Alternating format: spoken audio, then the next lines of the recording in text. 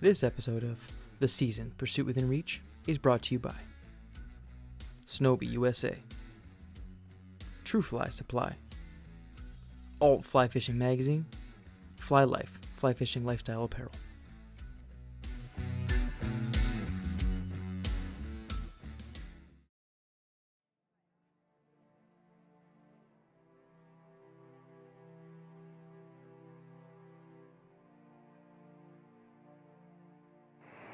It's been really bad weather. It's been super rainy. The storm that came through, lots of lightning. Woke up at 4 in the morning to go fish and watched lightning come through, and I waited the better part of an hour before I was able to actually get on the water. Almost stepped on 2 rays. Got one hook, but then immediately was gone. I don't know if I false hooked something or I caught bottom. I don't know. I'm not used to this. Later on in that day, during my kids' nap time, I went and found this little, not abandoned, it was just closed because of the day or whatever. I went and found I found a restaurant on the channel, about like by the river system or whatever. Went and threw a couple flies that way, but I just don't think I'm hitting the right time of the day, the right tide, the right weather. I don't know what's going on. So I'm recruiting some help. Not yet, but soon. It's not exactly up my alley, but I'll take any help at this point. The sun not exactly in the place we need it to be, but trying to fish within nap time restrictions. Decided to check out a local place that boasted a good location where the channel in a river system connects to the intercoastal waterway, not too far from the inlet. Just so happened to be part of a restaurant, but I didn't catch tide correctly. Tide was low, but I thought I'd try to find some structure, and I thought I'd give it a go.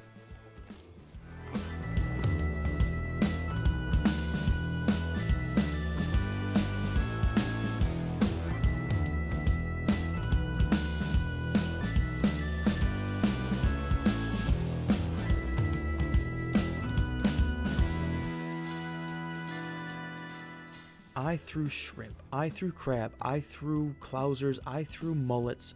I just couldn't find the fish that I needed. But I wasn't going to give up hope, because where there's a will, there's a way.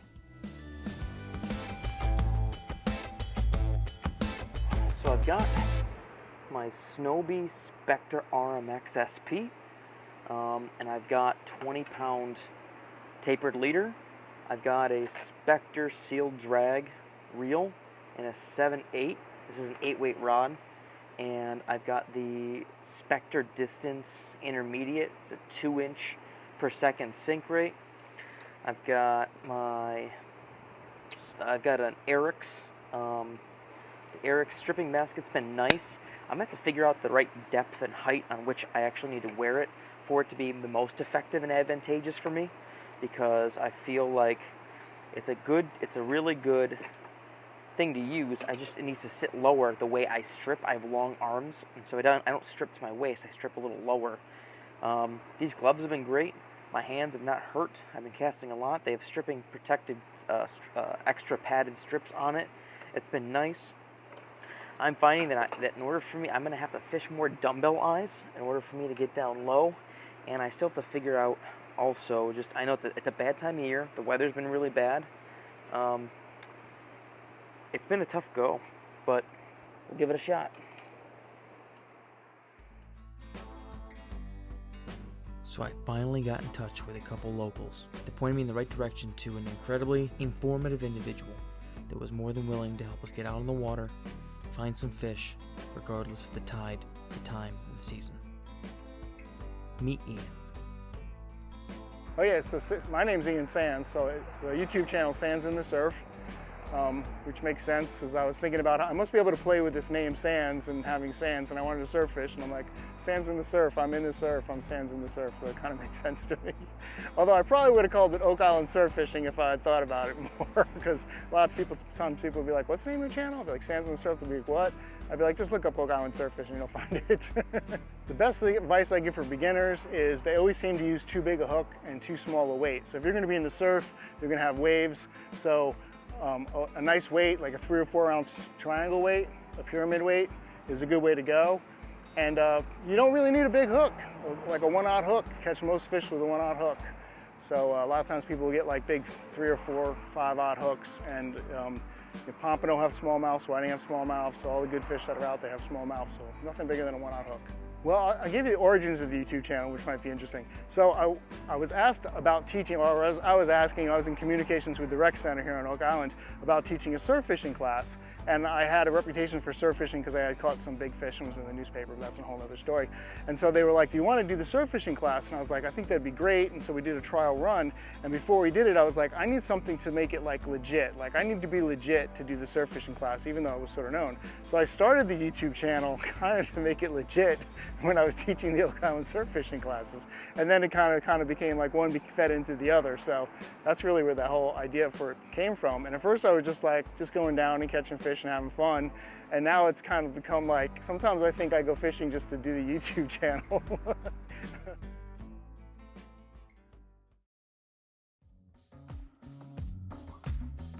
So we started off our afternoon trying to find some water on the beach, but it's a popular beach. What are you going to do? We started off with a few extra small rigs trying to cast out like he described, but we kept getting in the way of some of the local swimmers and things, so we decided to head across the street and check out that spot I checked out before solo. Once we got there, it was kind of fishy, no pun intended, because the restaurant was starting to catch the air about it, and it smelled really good.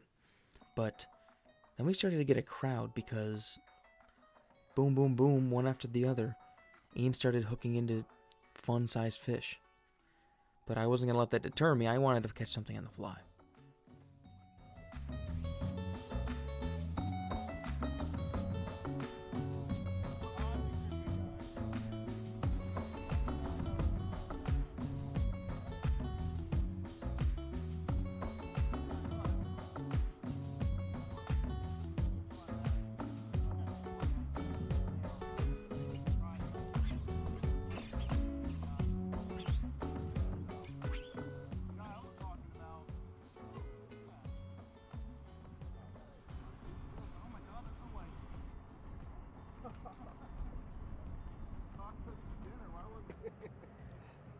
I do. It's That's pretty typical. You can tell by the stripes on him. He's a good 13 inches, I bet you. Maybe 12. That's a nice little whiting right there. And here's where I drop him. It's funny how good the color actually is on these fish that you can't really tell unless you're in person. You know, bad news is I can't get no water in my bucket, but... Now Ian was telling me that was a pretty good whiting, especially for this time of the year. But we weren't done yet, and he was about to put on another masterclass to show me why these cool fish called croaker are called croaker. He caught a pretty big one, and so I was very happy to see that at least something was biting.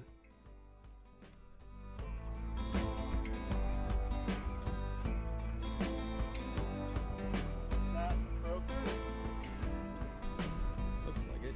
Oh my God, is that not the biggest croaker you've ever seen in your whole life? That is a croaker. Holy cow. I'm gonna keep him for dinner.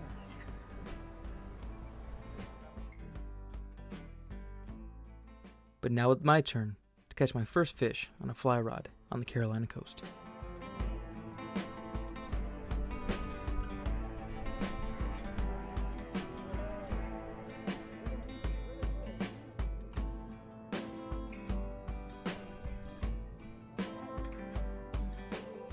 I caught a ribbon fish, something kind of unique that Ian says he hasn't seen that often on this side of the water. Pretty cool regardless, not a chartreuse clouser. I want to say super big thank you for helping me find the needlefish today. Oh yeah, no problem. That was fun. That was a first for me. I've not seen one here before, so that was a first for me too. And then we saw a shark over in the Montgomery Slough there, which I've not seen a shark over there. I've seen rays over there, but I knew they were in there, but I've not seen one in there And before. that giant ray that just splashed. It jumped up right in front of you. I said I would have been scared out of my mind. It was like right in front of you. Friday I'm teaching a class, so if you want to sign up for the Oak Island Rec Center, go online. And there's this is July, so we're going to do them through November, one each month from now to November. Come I'll sign link that up. in the description if you want to. Thanks.